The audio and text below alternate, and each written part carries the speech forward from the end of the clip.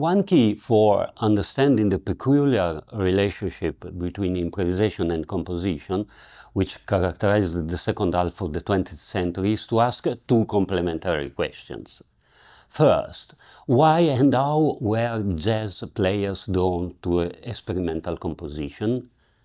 Second, why did some composers feel the need to make improvisation activity? Only if we do not separate these two questions can we escape the oppositional scheme of afrological versus eurological, which George Lewis formulated in a seminal article.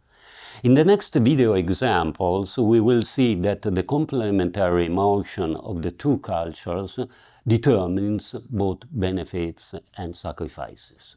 Merging lines were possible because jazz musicians and composers were making criticism towards their established languages.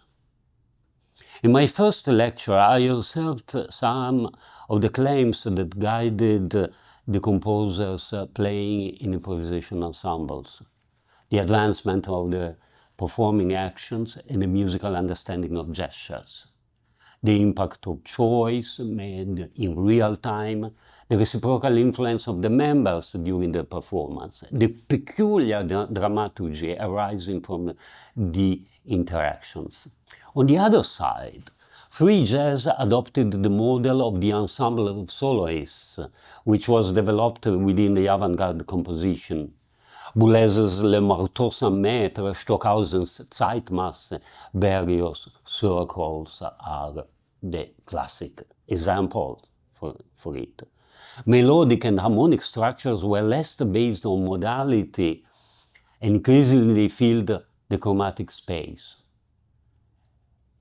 Continuous meter was less mandatory, and the musicians explored the area that Boulez dubbed as smooth time versus striated time.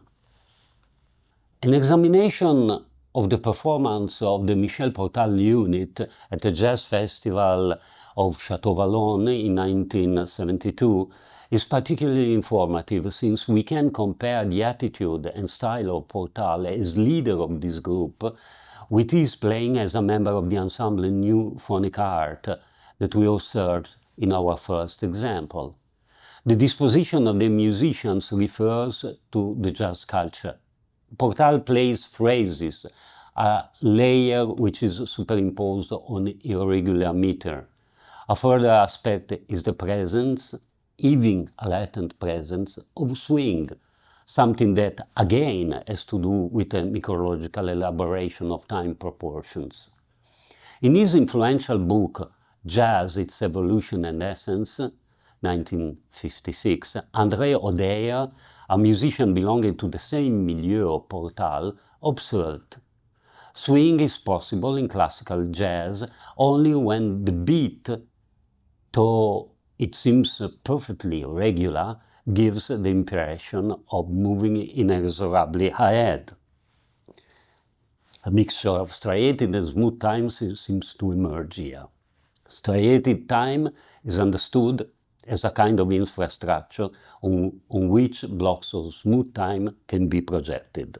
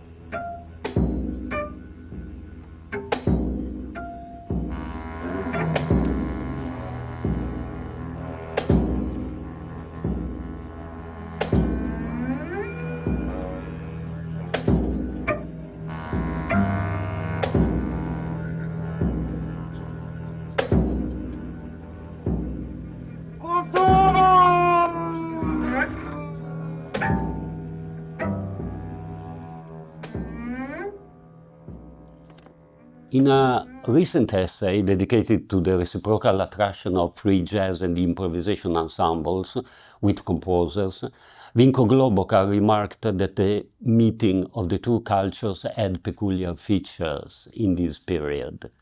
On the one hand, the composers escaped the tendency to parody and pasticcio which characterizes the jazz-oriented compositions of the first half of the 20th century. On the other hand, jazz improvisers renounced to the motoric carpet traditionally produced by the rhythmic section and the modally deduced harmonic schemes. This abandonment of conventions implied that the relationships among the group members and the form structure had to be trusted to improvisation. However, such a real-time organization of the material becomes highly complicated when the ensemble is composed by a large number of musicians. An option that may be linked to the exigencies of timbral differentiation and sound power.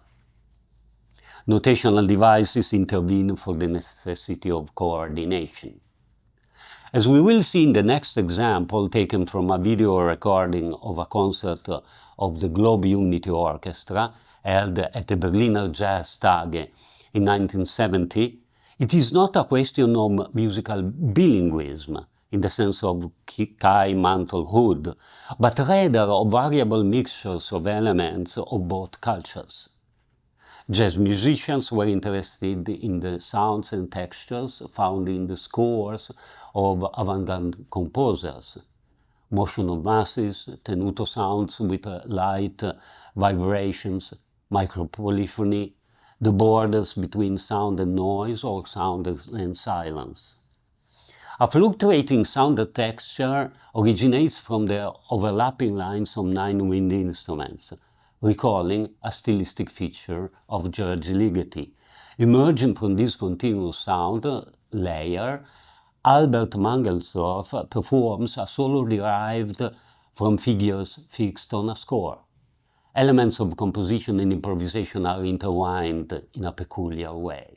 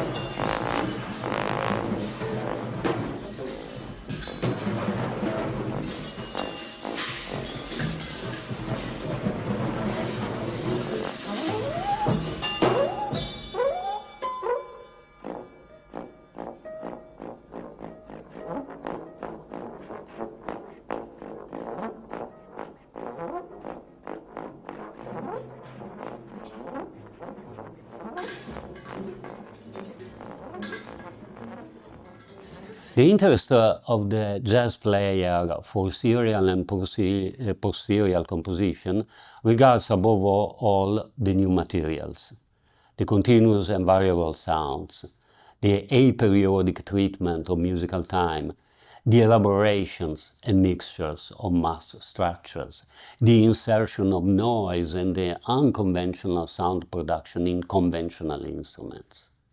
However, the members of jazz-related ensembles do not give up the attitude of their tradition.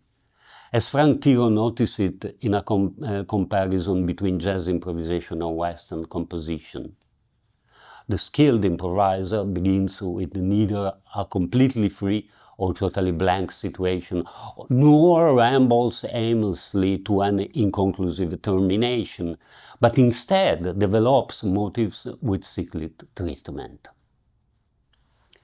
The promiscuity of musical styles and cultures belonged to the most significant experiences in the years around 1968.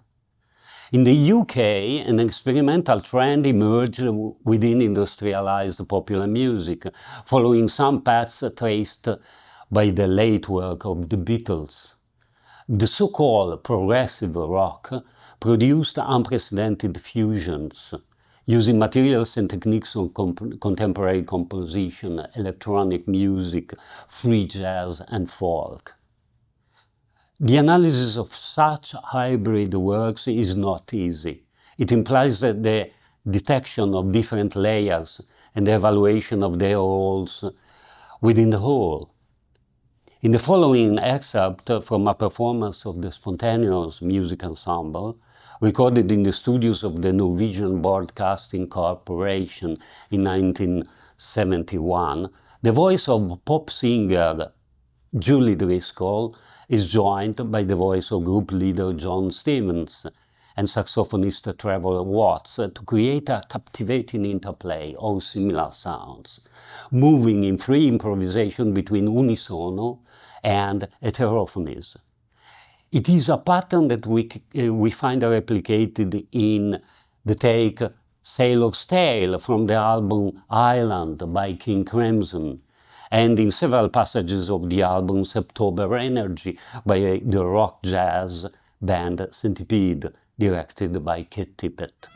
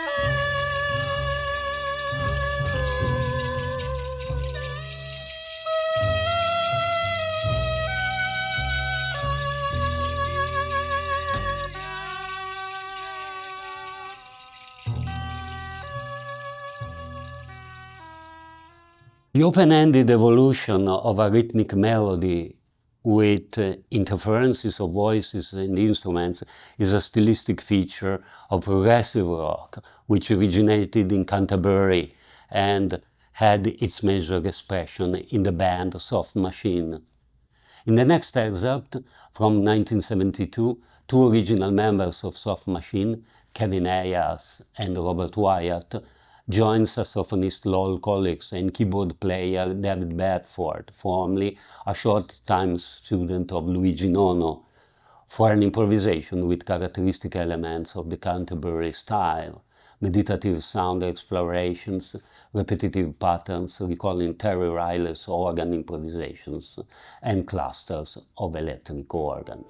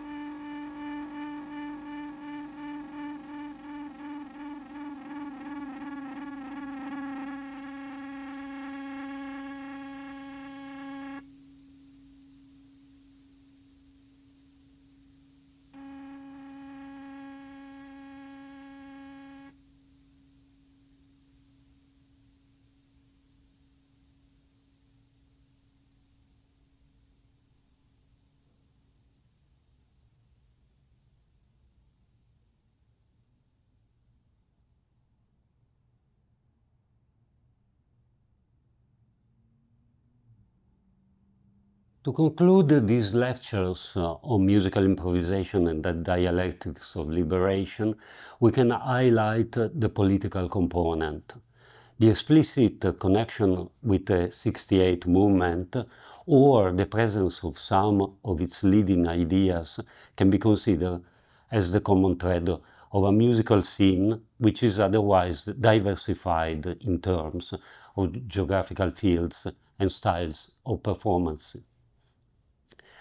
Fusions of different genres, rock, jazz, contemporary composition, electronic music, and materials are central for this experience, not ignoring their histories and ideological backgrounds. It is important to be aware of the local specificities, despite the fact that collective improvisation in Europe was an international phenomenon, and their protagonists knew each other and frequently played with each other. The study of these exchanges reveals that the core of improvisation in this historical period lies in the network of people and their reciprocal influences. Further common elements are the relationship between the fields of experimental composition and collective improvisation, which is always different in different contexts, and the relationships between these musicians and the jazz scene. I have highlighted the intersections with the experimental theater of the same period and illustrated the exploration of the human voice as a key experience for the presentification of the body in performance. Fundamental areas that we have considered are the preparatory exercises, the production of musical structures in the act of performance, the systems of interaction among the members of an ensemble, the extension of the sound repertoire through the unconventional playing of traditional instruments. In the European ensembles, these levels frequently intersect with each other, producing specific results which are strong factors for the definition of the styles of collective performance.